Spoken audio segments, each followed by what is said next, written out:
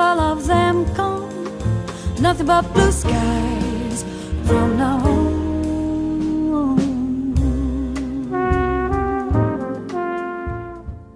Welcome to a new edition of the Neon Jazz interview series with veteran jazz singer Johanna Sillanpaa. She was born and raised in Sweden, and she talks to us about her life and music and her latest album that she is happy to release, 2017's From This Side. She has played everywhere from intimate jazz joints across North America and Europe and performing in front of 60,000-plus crowds at the Montreal Jazz Festival. She got the 2007 and 2012 nominations for Western Canadian Music Awards, and she has plenty to say. So please dig this interview, my friends. Wonderful. Johanna, thank you for taking some time out for me today. I appreciate it. Oh, for sure. My pleasure. So let me go ahead and start off here and ask you just kind of generically, I know you have the new album out. Give me an idea of what has been going on with you lately. I think everything has been leading up in the last few years to this album. I've wanted to do a jazz recording for some time now. And so the last year the focus has been on, I work, I'm a working musician, so I'm always out playing, doing different kinds of events and shows. But I've been working on it. For the better part of last year, I was writing and preparing to go into the studio. And that's been the focus this past year, just getting this record out. Talk to me about this album. How do you feel about it? Just give me a sense of, now that it's done, it's over with, you obviously anticipated it quite a bit. How do you feel? I'm super excited. Like I said, the timing was really good because I'd taken a little bit of a hiatus from writing music. It had been a few years. I'd just been performing and just kind of doing my thing. But so I'm really excited because I didn't anticipate to have this much original music on it. To begin with, I thought if I can have 2-3 originals kind of in the jazz vein, I'm good with that. And the rest will just do some really cool arrangements of already existing tunes. So, but then when I kind of started, there's a lot more that came out. So that surprised me more than anyone, I think, that the majority is original. But yeah, I'm very excited. I love the sound of it. My production team was amazing. I worked with George Kohler. He's a Canadian bass player, and he also co-produced it with another bass player. So it's very bass-heavy production. Lots of bass solos. The personnel was stellar on it. So the whole process was really smooth, quicker than anything I've recorded. What was the significance of the album title? From this side, maybe this side of things now, I was thinking more about my background is Swedish. So, or background, I was born and raised in Sweden. So I moved to Canada when I was in my late teens. So it was kind of more of looking at I'm on the other side of the world and this is what I'm doing at this moment in my life. This is where I'm at. So it's from this side. And then it kind of just worked out. The title worked out with the album cover, and it felt right. So talk to me about your childhood in Sweden and how you got into jazz and music. Well, I didn't get into jazz in Sweden. And I know Sweden has a really great jazz scene, so that's kind of funny. But I started singing young. I started performing on smaller, shorter cruise ships, between Sweden, Denmark, Sweden, Germany, Sweden, Finland. So I was doing that when I in my mid-teens, I would say, with a group. So kind of daytime cruises because we were underage. My mother remarried to a Canadian man, and we moved here when I was 19. And I enrolled in a music program. I arrived in Edmonton, so it's a little more north of where I am now. And so I attended a music college there, and I got a diploma, and it was a jazz program. It was a performance program, but with the focus on jazz. So that's where I was introduced to jazz for the first time, and I loved it. And initially, it wasn't straight up jazz; it was more jazz influenced music. So jazz crossover, jazz R&B, or neo soul, or whatever, however you want to coin it. So, and then as I continued working professionally as a musician, I just got into a lot of jazz, and so the love started there. What albums were big for you, or musicians, I should say, that influenced you? Well, I'm a huge fan of Kurt Elling. He can do no wrong in my eyes.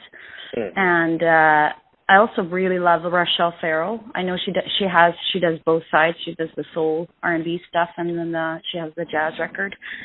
I love Diana Krall.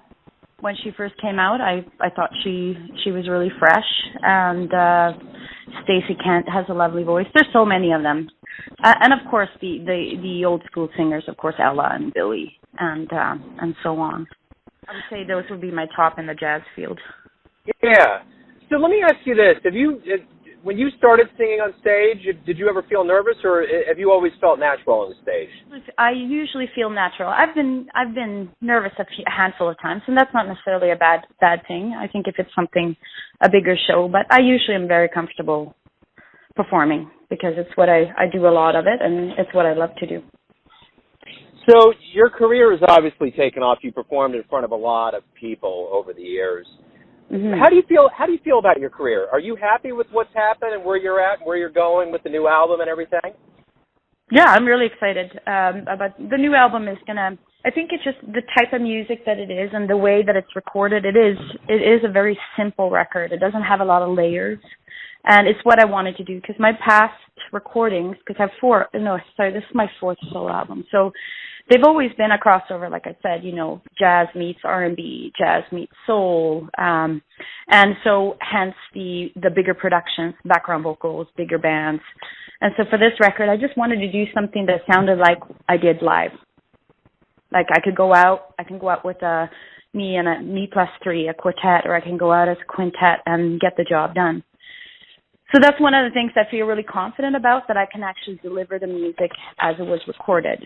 And just being able to work with a bunch of, not being tied to necessarily a band, or I will always want to work with my guys first, of course, but, I can stretch out and work with other jazz musicians and other bands with this material. You mentioned the folks that have really inspired you and that you've loved over the years.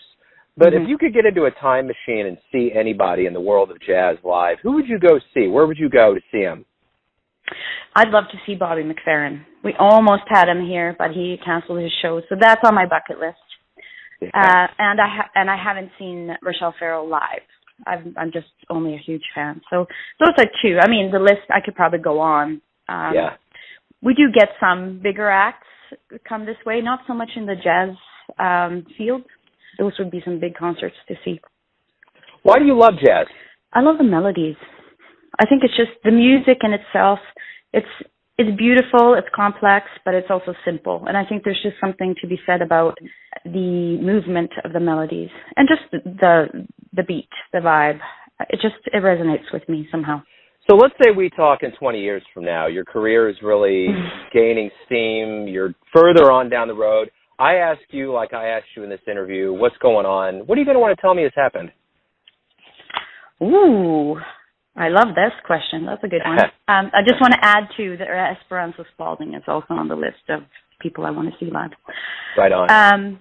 20 years from now, to be real established in the jazz field and be able to maybe take what I'm already doing but move it up, always say like the next circuit up, like be able to work with the A-listers, if you want to call it that, and do more festival work. I love festivals. And be able to be actively recording new records, maybe one every year or every 2 years, be able to tour with other artists, collaborate with other artists. Like basically what I'm doing right now, but amped up. Mm-hmm. So let me ask you this. Everyone has a version of who you are, your family, your friends, business associates, those that you perform in front of. But when you wake up and face the world, who are you? Who do you think you are? Johanna the singer? No, I'm a very down-to-earth person. I love to surround myself with good friends and good music, and I'm in most cases a very happy person. And I'm very thankful that I can make music for a living, because I know that not everybody has the luxury of being able to do that. So the fact that I'm able to do it as my main bread and butter, I'm very thankful for that. That's perfect. I think that's a great way to wrap everything up. Thank you for taking a minute out to talk with me today, talk about your new album, and just kind of open up your world. Yeah, my pleasure. Thanks for listening and tuning in to yet another Neon Jazz interview, where we give you a bit of insight into the finest players in New York, Kansas City, Canada, Sweden, and spots all over the world, giving fans all that jazz. And thanks to Johanna for her time, honesty, and stories.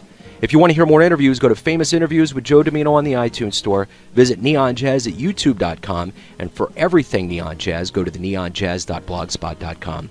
Until next time, enjoy the jazz, my friends.